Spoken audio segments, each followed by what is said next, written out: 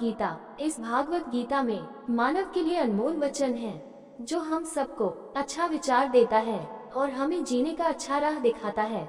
नमस्कार मित्रों, आप सबका एक बार फिर से माता का ज्ञान चैनल पर आप सबका स्वागत है। भगवद गीता अध्याय 15 श्लोक 1। भगवान श्री उवाच ऊर्ध्वमूलमद शाखमश्वत्थ प्राहुरव्ययम् छन्दंसि यस्य पूर्णानि यस्तं वेद स वेदवित्। श्री भगवान उवाच ऊर्ध्वमूलम् अधः शाखम् अश्वत्थ प्राहुरव्ययम् छन्दंसि यस्य पर्णानि यस्तं वेद स वेदवित्। श्री भगवान उवाच परम दिव्य व्यक्तित्व ने कहा, ऊर्ध्वमूलम् ऊपर जड़ों के साथ, अधः नीचे की ओर, शाखम शाखाएं, अश्वत्थम पवित्र अंजीर का पेड़, प्राहु वे बोलते हैं, अव्ययम शाश्वत, छन्दंसी वैदिक मंत्र, यस्य किसका, पर्णानि पत्ते, यह कौन, तम वह वेद जानता है, स वह वेदवित् वेदों का ज्ञाता।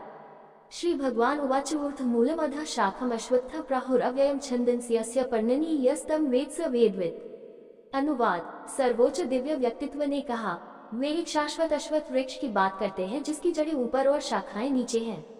इसके पत्ते वैदिक ऋचाएं हैं और जो इस वृक्ष के रहस्य को जानता है वह वेदों का ज्ञाता है। भगवान श्री कृष्ण शाश्वत अश्वत्थ वृक्ष की बात करते हैं जो एक उल्टा पीपल का पेड़ है जिसकी जड़ें ऊपर और शाखाएं नीचे हैं।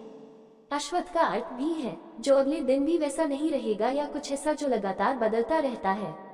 विश्व के लिए संस्कृत शब्द संसार को संस्कृत शब्दकोश में संसारति संसार के रूप में परिभाषित किया गया है, कुछ ऐसा जो लगातार बदलता रहता है।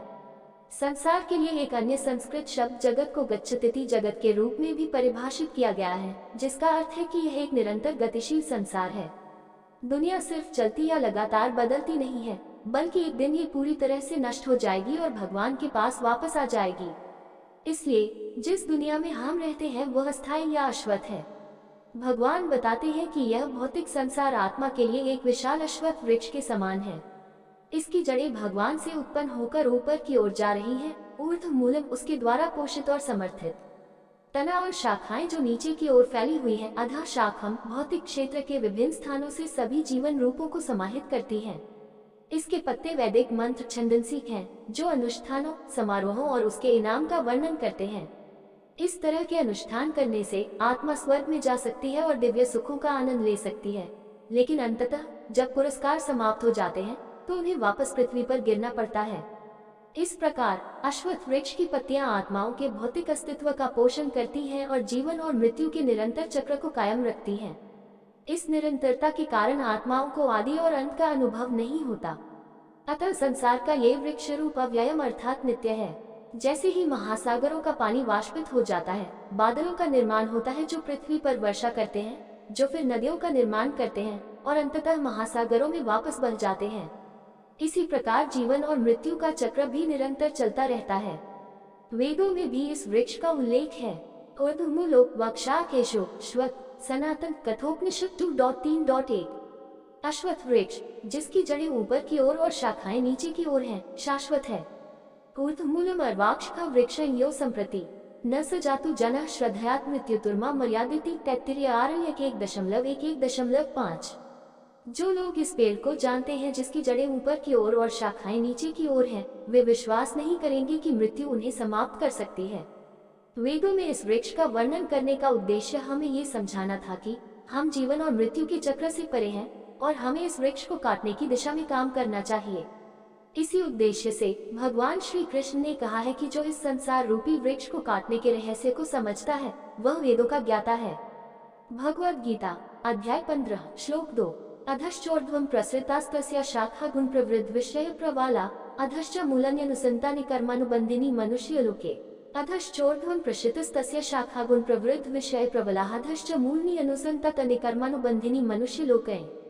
अधः नीचे की ओर, च तथा ऊर्ध्वम ऊपर की ओर, प्रसृत विस्तारित, तस्य उसका, शाखा शाखाएं, गुण भौतिक प्रकृति के गुण, प्रवृद्ध पोषित, विषय इंद्रियों के विषय, प्रबलाः कलियां, अधः नीचे की ओर, च तथा मूलानी जड़ें, अनुसंतानी बढ़ते रहो, कर्म कर्म अनुबंधिनी बंधा हुआ, मनुष्य लोक मनुष्यों की दुनिया में।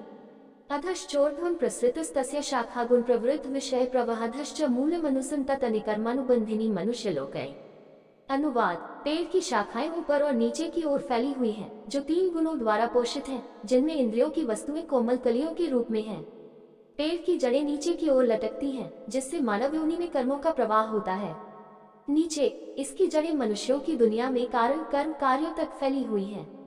भगवान कृष्ण ने बताया कि कैसे मनुष्य का रूप अश्वत्थ वृक्ष के समान है, जबकि मानव रूप में आत्मा कर्म करती है, जो पेड़ का तना है, और इसकी शाखाएं शाखाएं ऊपर की ओर ऊर्ध्व और नीचे की ओर अध दोनों तरफ फैली हुई हैं। आत्मा ने अपने अतीत और वर्तमान स्वरूप में कैसा प्रदर्शन किया, उसके आधार पर उसका पुनर्जन्म होता है। यदि इसने पुण्य जीवन व्यतीत किया है, तो पुनर्जन्म होने पर यह ऊपर की शाखाओं की ओर बढ़ता है, जो गंधर्वों, देवताओं आदि के दिव्य निवासों को दर्शाता है। यदि कोई आत्मा पाप कर्मों में शामिल थी, तो अगले जन्म में वह निम्न हो जाता है। नीचे की ओर की शाखाएं, जो निचले क्षेत्रों और पशु प्रजातियों के लिए है। जिस प्रकार जल एक वृक्ष को सींचता है, उसी प्रकार भौतिक प्रकृति के 3 गुण या 3 गुण भौतिक अस्तित्व के इस शाश्वत वृक्ष को सींचते हैं। इन गुणों द्वारा उत्पन्न इंद्रिय वस्तुएं पेड़ पर कलियों विषय प्रबलाह की तरह होती हैं, जो अंकुरित होकर आगे बढ़ती हैं। ये कलियां फूटकर भौतिक इच्छाओं की अनेक हवाई जड़ें बनाती हैं।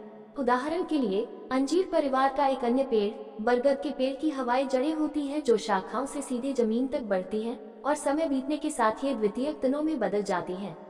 इससे बरगद का पेड़ विशाल हो जाता है और एक बड़े क्षेत्र को कवर कर लेता है। कोलकाता के बॉटनिकल गार्डन में द ग्रेट बरगद सबसे बड़े ज्ञात बरगद के पेड़ों में से एक है। ये लगभग 4.7 एकड़ के विशाल क्षेत्र में फैला हुआ है, जिसमें 3700 से अधिक हवाई जड़ें और लगभग 486 मीटर की मुकुट परिधि है। इसी तरह भौतिक संसार के संदर्भ में इंद्रिय वस्तुएं अश्वत्थ वृक्ष की कलियों की तरह हैं, जो किसी व्यक्ति में शारीरिक सुख की इच्छा पैदा करते हुए हवाई जड़ों में विकसित होती हैं। इन इच्छाओं की पूर्ति के लिए जीव कर्म करता है, परंतु ये इच्छाएं अनंत हैं और बढ़ती रहती हैं, हवाई जड़ों के समान, जो इस रूपक वृक्ष को पोषण प्रदान करते हैं, जिससे इसका असीमित विस्तार होता है। अंततः आत्मा भौतिक चेतना के इस जाल में और अधिक उलझ जाती है। भगवद गीता अध्याय 15 श्लोक 3-4 न रूपमस्य तथोपलभ्यतेनान्तो न चादिर्न च संप्रतिष्ठा अश्वत्थमेन सुविरुमूलमस्मृशास्त्रेन्द्रेण चित्वा तत् पदम तत्परिमार्गव्यन्यस्मिन् गता न निवर्तन्ति भूय तमेव चाद्यं पुरुषं प्रपद्येत संकेत प्रसृता पुराणी न रूप अस्यैव तथोपलभ्यतेनान्तो न चादिर्न च संप्रतिष्ठाश्वत्थेन सुविरुद्धमूलसं शास्त्रेन्द्रिधेन चित्वा तत् पदम तत्परिमार्गव्यं यस्मिन् गता न निवर्तन्ति भूयः तमेव चाद्यं पुरुषं प्रपद्येत प्रवृत्ति प्रसिद्ध पुराणी। न नहीं रूपम रूप अस्य इसका इस संसार में तथा इस प्रकार उपलब्धते माना जाता है। न अंत अंत न च भी आदि प्रारंभ न कभी नहीं च भी संप्रतिष्ठा आधार अश्वत्थम पवित्र अंजीर का पेड़ इनाम ये सुविरुद्ध मूलम गहरी जड़ें जमाए हुए असंग शास्त्रे वैराग्य की कुल्हाड़ी से दृढ़ मजबूत छितवा काट कर ततः फिर पदम स्थान तत्व परिमार्गव्यम खोजना ही होगा। यस्मिन कहा गतः चला गया न नहीं निवर्तन्ति वापसी भूय पुनः तम उसके लिए इव अवश्य च तथा अद्यम मूल पुरुषम परम भगवान प्रपद्ये शरण लो यतः कहाँ से प्रवृत्ति क्रियाकलाप प्रसिद्ध प्रवाहित पुरानी बहुत पुराना न रूप अस्येह तथोपलभ्यतेन तो न चदिर न च संप्रतिष्ठ अश्वत्थनेन सुविरुद्ध मूलम असंग शस्त्रेण वृद्धेन चित्वा ततः पदम तत्परिमार्गव्यन्यस्मिन् गता न निवर्तन्ति भूयः तमेव चाद्यं पुरुषं प्रपद्येत प्रवृत्ति प्रसृत पुराणी। अनुवाद इस वृक्ष का वास्तविक रूप इस संसार में नहीं देखा जाता है, नहीं इसकी शुरुआत, नहीं अंत, नहीं इसका निरंतर अस्तित्व। लेकिन इस गहरी जड़ वाले अश्वत्थ वृक्ष को वैराग्य की मजबूत कुल्हाड़ी से काट देना चाहिए।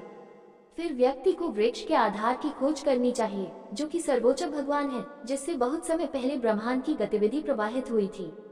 उसकी शरण लेने पर मनुष्य दोबारा इस संसार में नहीं लौटता।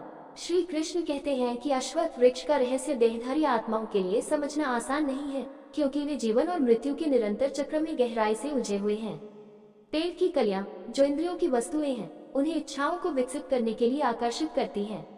अज्ञानी आत्माएं इन इच्छाओं को पूरा करने के लिए कड़ी मेहनत करती रहती हैं, जो बढ़ती ही जाती है और पेड़ को आगे बढ़ने के लिए पोषण देती हैं। जब ऐसी इच्छाएं पूरी हो जाती हैं, तो वे दोगुनी तीव्रता के साथ लालच बनाकर लौटती हैं। लेकिन जब इसमें बाधा डाली जाती है, तो ये क्रोध उत्पन्न करता है, जो बुद्धि को धूमिल कर देता है और अज्ञान को और गहरा कर देता है। शारीरिक रूप में आत्मा स्वयं को केवल मांस और हड्डियों वाला व्यक्ति मानती है। यह अपने मूल और अपने शाश्वत अस्तित्व को भूल गया है। यह अपनी पहचान अपने मानव नाम, परिवार, देश आदि से करता है। इस प्रकार शारीरिक आवश्यकताओं को पूरा करने और भौतिक सुख की तलाश में जीव निष्फल प्रयासों में शामिल हो जाता है। कभी कभी इंसान अपनी भौतिक इच्छाओं को पूरा करने के लिए जाने अनजाने पाप कर बैठता है। ये उसे नीचे की ओर ले जाने का कारण बनते हैं और निचली प्रजातियों और निचले क्षेत्रों में उसका पुनर्जन्म होता है। वहीं कभी कभी यह इस पेड़ की पत्तियों की ओर आकर्षित हो जाता है, जो वेदों के अनुष्ठान है। ये पवित्र पुण्य संचय में मदद करते हैं। भौतिक सुखों की प्रवृत्ति मनुष्य को ऐसे पवित्र कार्यों में शामिल होने के लिए प्रेरित करती है। पवित्र गुण आत्मा को दिव्य लोक में ऊपर की ओर बढ़ने में मदद करते हैं, लेकिन एक बार जब ये पुण्य समाप्त हो जाते हैं तो इसे निचले रूपों में वापस भेज दिया जाता है और यह चक्र जारी रहता है। इस प्रकार चैतन्य महाप्रभु ने कहा, कृष्ण होली से जीवन आदि बहिर्मुख, अतएव माया तारे देय संसार दो, खब्बू स्वर्गे उथ्या, कभू नर के दुबाया, दंध्य जने राजा यान नदी ते चुबाया च इतन्या चरितामृत, मध्य लीला 20.117-118। चूंकि आत्मा अनंत काल से ईश्वर को भूली हुई है, इसलिए भौतिक ऊर्जा उसे सांसारिक दुखों के अधीन कर रही है। कभी कभी यह आत्मा को दिव्य लोकों में ले जाता है और कभी कभी यह इसे नरक लोकों में गिरा देता है। ये पुराने समय में राजाओं द्वारा दी जाने वाली यातना के समान है। पुराने दिनों में कुछ राजाओं ने बहुत यातनापूर्ण सजा का आदेश दिया था, जिसमें एक व्यक्ति के सिर को लगभग दम घुटने तक पानी में डुबोया जाता था, फिर कुछ देर के लिए छोड़ दिया जाता था, फिर से पानी में डाल दिया जाता था और ऐसा ही दोहराया जाता था। भौतिक अस्तित्व के वृक्ष में फंसी आत्मा के लिए भी यही स्थिति है। उसे अपनी योग्यता के अनुसार ऊपरी और निचले क्षेत्रों के बीच आगे पीछे धकेला जाता है। दिव्य योनियों में जन्म लेने पर उसे कुछ अस्थायी राहत मिलती है, जो जल्द ही समाप्त हो जाती है और आत्मा वापस मानव योनि में आ जाती है। कई जन्म बीत चुके हैं और आत्मा भौतिक आनंद की दिशा में काम करना जारी रखती है। इससे वृक्ष की इच्छा रूपी जड़ें और अधिक फैल गई और वह विशाल हो गया। फिर भी इस वृक्ष को वैराग्य से काटा जा सकता है, ऐसा भगवान श्री कृष्ण कहते हैं। आत्मा की कभी न खत्म होने वाली पीड़ा का उपाय असंग है, जिसका अर्थ है वैराग्य। वैराग्य की कुल्हाड़ी उन इच्छाओं की जड़ों को काट सकती है जो भौतिक प्रकृति के 3 गुणों द्वारा पोषित होती हैं। भगवान आगे बताते हैं कि वैराग्य की इस धुरी को केवल स्वयं के ज्ञान से ही विकसित किया जा सकता है। व्यक्ति को यह महसूस करना होगा कि मैं ये भौतिक शरीर नहीं हूँ, बल्कि एक शाश्वत आध्यात्मिक प्राणी हूँ। मैं जिस चिरस्थायी खुशी की तलाश में हूँ वह भौतिक चीजों से प्राप्त नहीं की जा सकती।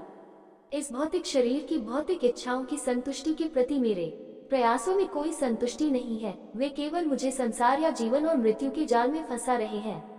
वैराग्य से पेड़ की जड़ों को आगे बढ़ने से रोका जा सकता है और पोषण के अभाव में पेड़ सूखने लगता है। अगला कदम इस उल्टे पेड़ के आधार की तलाश करना है, जो वास्तविक रूप से शीर्ष पर है और बाकी सभी चीजों की तुलना में बहुत ऊंचा है। यहीं पर सारी सृष्टि का सर्वोच्च भगवान निवास करता है। जैसा कि भगवान श्री कृष्ण ने पहले कहा था, मैं समस्त सृष्टि का मूल हूँ। सब कुछ मुझसे ही उत्पन्न होता है। जो बुद्धिमान इसे भली भांति जानते हैं, वे बड़ी श्रद्धा और भक्ति से मेरी पूजा करते हैं। श्लोक 10.8। इसलिए अंतिम स्रोत को खोजने के लिए हमें ईश्वर के प्रति समर्पण करना चाहिए, जैसा कि इस श्लोक में बताया गया है। मैं उसके प्रति समर्पण करता हूँ जिससे ब्रह्मांड बहुत समय पहले अस्तित्व में आया था।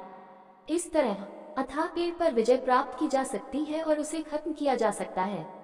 हालांकि पहले के एक श्लोक में श्री कृष्ण ने ये भी कहा है कि मेरी दिव्य ऊर्जा माया, जिसमें प्रकृति के 3 गुण शामिल हैं, पर काबू पाना बहुत मुश्किल है। लेकिन जो लोग मेरे प्रति समर्पण करते हैं वे इसे आसानी से पार कर जाते हैं।